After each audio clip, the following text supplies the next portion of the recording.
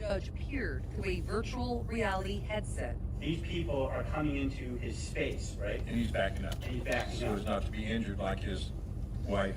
For an immersive experience, an artist designed to illustrate this defense expert's opinion. As we back up and are being approached, and it's like a chest-to-chest encounter, no matter where you look. That based on his review of depositions, a site visit, and sworn witness statements to police. Now this is where the vase was broken from the chair that had been thrown previous. When? This is actually a photograph from one of the videos, right? Yes, that's correct. And there's the names. And the purpose of putting in this photograph is to show what connection to this animation. That's correct. Miguel Albisu, the Southwest Branch's wedding venue owner, facing 9 counts of aggravated assault with a deadly weapon for waving a gun at guests last year. This is when he pulls the gun out, when he's backed up against the bar. Did so in self-defense, he testified. Standing right in his personal space, he still has with a big black dude. That's correct. Placing the judge in the defendant's shoes. Physical size difference, the age difference, and then he's grabbed. Viewing the incident through Albisu's point of view. Now, solutionaries, we saw what just happened there. I'm not gonna hold you. I heard about this story and I was like, what? Like, we using VR and AI for court cases? On one hand, I'm kind of in support of this because it does give you an immersive experience. Most people will never be in a defensive gun usage, right? Now, first and foremost, there was no life taken. This person's fighting for his freedom for waving a firearm, which a firearm can be presented as in a defensive gun usage, even if no life is taken. Actually, the vast majority of defensive gun usages, no life is taken. What that defensive gun usage means is somebody presents a firearm to deter crime or death or bodily injury, and nobody gets harmed, right? So in that scenario, he's fighting for, yo, there's 9 people coming at me. I waved the firearm and everybody get down. So now he's facing 9 counts of that because he waved the firearm. So on one level, I understand giving somebody an immersive experience that has never been in a defensive gun usage, that doesn't train, that doesn't understand how fast people can close distance, that doesn't understand that somebody can hit you with a vase or a chair and they can knock you cold out. Like less than seconds that somebody can close distance is not a concept that the general public that doesn't train understands. So I'm low key on point in understanding that, and I could see how that could be a tool for good and defending some people's freedom, especially in a case where there's no life taken. My concern though, y'all, is virtual reality can be manipulated.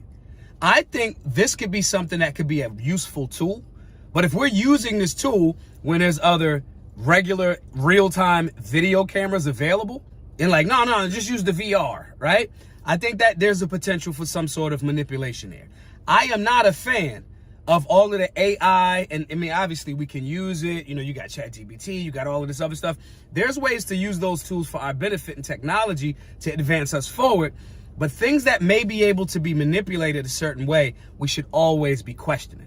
And when you question those certain things, there needs to be a healthy balance. Now, in this specific situation, especially if I heard one of the people say, okay, so this photo is based on the camera footage at the event, correct? And he's like, yeah, I'm with that. If this VR technology can be used to corroborate with real-time content of what actually happened to give judges and juries a better understanding, I'm here.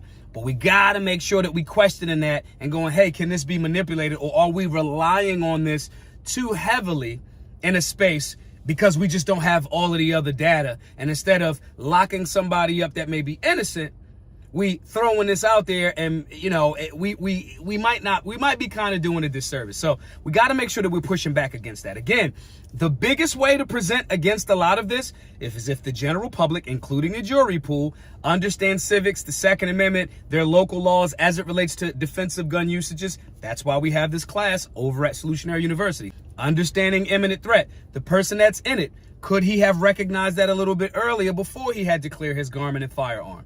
Conflict resolution, de-escalation, firearm safety. These are all classes that we teach at Solutionary University. You can go over there, sign up to be a Solutionary 9 premium member. Be a member to the site. You get access to all of the classes that I just named, all of the curriculums. You get access to the Solutionary 9 Telegram group, which we give you a free meal plan, workout routines, dry fire drills. It's a community of people that help each other on a multitude of solution-based things from all around the country. This is what you can get for being a Solutionary non-member, and you can get access to all of that by making a donation towards our work of firearms safety training to beginners to keep them free to all through 2025. If you donate over $100 or more, you get that same access to all of the classes. So this is the way that we can make sure that we're informing people about what actually goes on in an unfortunate defensive gun usage or self-defensive scenario. More informed people make up a more informed population,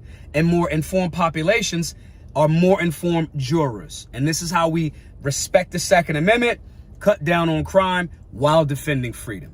Go over to solutionaryuniversity.org, sign up for a class, sign up for a membership. My name is Maj Toure, the founder of Solutionary University and BGM. Hope to see you all in the class. Be safe, be solutionary.